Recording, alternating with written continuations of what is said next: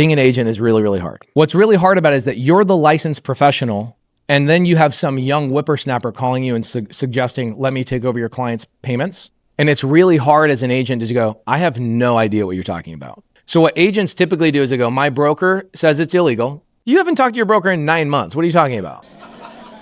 My broker says it's illegal. No, my seller's not interested in it. What are they really looking for? They're looking for the lowest possible hanging fruit. They just want an offer. Please just buy the house. Let me go through this thing with no inspection and no this, like all cash offer, please. I just want to get away with this. The seller hates me right now because you guys ever have sellers like, why aren't you doing open houses at my house? You guys ever have that? Like that's going to help, right? Anyway, we call Bob. Bob says, I never saw the offer. I said, well, Bob, here's what I do. I'm an investor. I'd like to buy your house today. My primary goal is to take over the payments on your house. That's all I say. Very simple. I don't say subject to or seller finance. I say, I'd like to take over the payments on your house. What do you think Bob says? You would do that? This is why the story of your client to me is really important. Sarah, the agent, told the seller, Bob, I can sell your house in how many days? I can get you, days on market are 40 days. I can get you an offer in 40 days. You're out of here in 90 days. So what does Bob do? He moves out. This is where agents just miss out on these opportunities. Bob fell in love with a girl from work. This is, guys, the story is more important than anything to me. The story. So Bob falls in love with a girl at work. What do men do when they fall in love with a girl? They do everything in their freaking power to sleep there every single night, right? She says, why don't you just move in? You're here every night. Why don't you just move in? He's like, okay, I'll sell my house. So he hires the agent. The agent says, I'll sell this in 90 days. Bob says, oh, dude, I'm moving out right now. I'm not going to wait for 90 days. I'm just going to move right now. 6 months later, guess what? He's still making a payment on the house. So when I call and I say, hey, I'd like to take over the payments, his answer is, you would do that?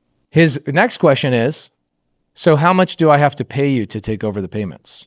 This is very typical for me. When we call expired listings, they say, so I don't have to come out of pocket for any of this? Like you'll just take over the payments for me? So of course we closed that deal. We turned it into a co-living property. Co-living's like hot right now. It's so good. Pad Split. If you guys want to know more about that, padsplit.com. Okay. So I call Sarah. By the way, this is what happens. Okay. This is actually the true story. My team had called Sarah 6 times over this whole transaction, right? You think she wanted another call from us after she got fired? No. So she basically blocked the call when it came in.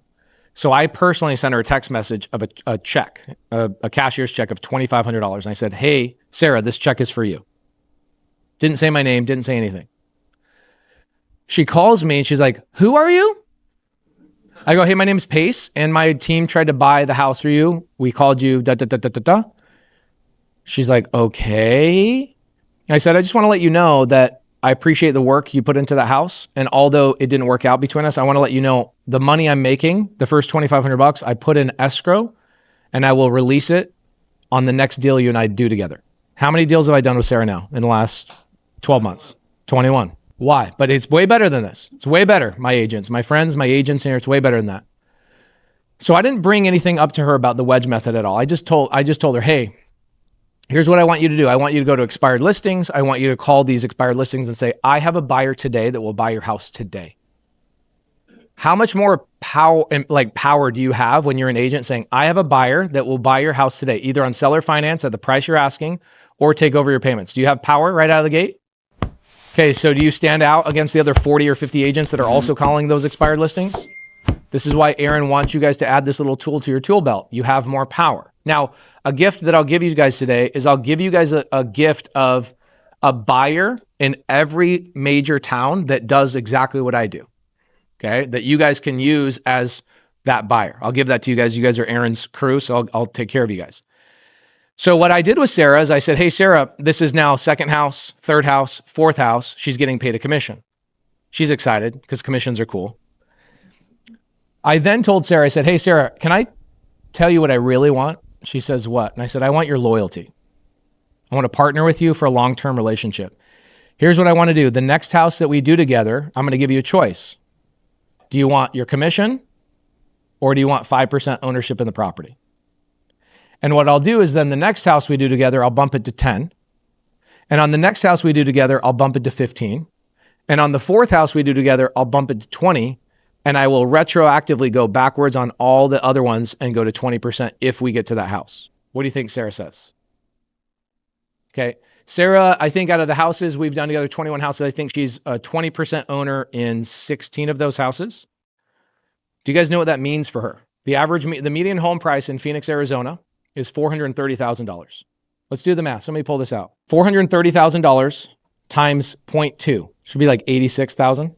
Okay, multiply that by 15. Okay, so she is now in less than 12 months the owner of $1.2 million in real estate that all cash flow. She gets 20% of the cash flow. She gets 20% of all the future appreciation. She gets 20% of the K1. You guys, as real estate agents, don't understand how powerful it is. I make millions of dollars. Yes, I'm bragging. And I pay zero federal income taxes. Why? Because the IRS rewards the people who own real estate. The IRS says, this is not a loophole. This is written in the code. It is instructions. It's not real estate code. It's real estate instructions. Here's the instructions on how not to pay taxes. Own real estate, and we will reward you. Why does the IRS want me to own real estate? They want me to provide affordable housing to the United States. Is the government good at providing affordable housing? So the government incentivizes us through tax benefits. And so not only is Sarah a part owner of all the real estate, she also, from all the commissions she earned, paid how much in taxes this year? $0 in taxes.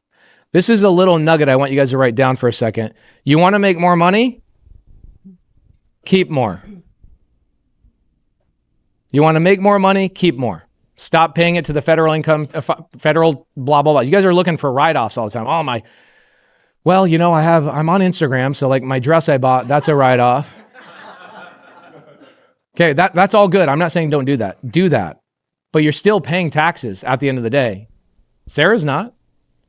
Because she's not looking after the commission. She's looking now for the partnership and the ownership. She gets cash flow. Let's say those properties, what do you think the properties will go up in value over the next 15 years? It'll double. Welcome to real estate. I don't care who's in charge of the presidency. I don't care who is doing whatever. Real estate has scientifically, mathematically proven to double every 10 to 15 years. So in 15 years, Sarah will own she will have a net worth of $2.5 million just from the properties we did in 12 months.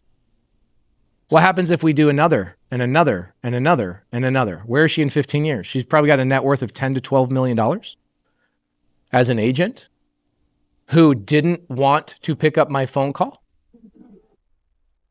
One thing I've noticed about you is you always stay calm, even when it would be valid not to be calm. And you allow people to really speak whatever is on their mind, in their heart, and you never interrupt them. Yeah. I think you listen more.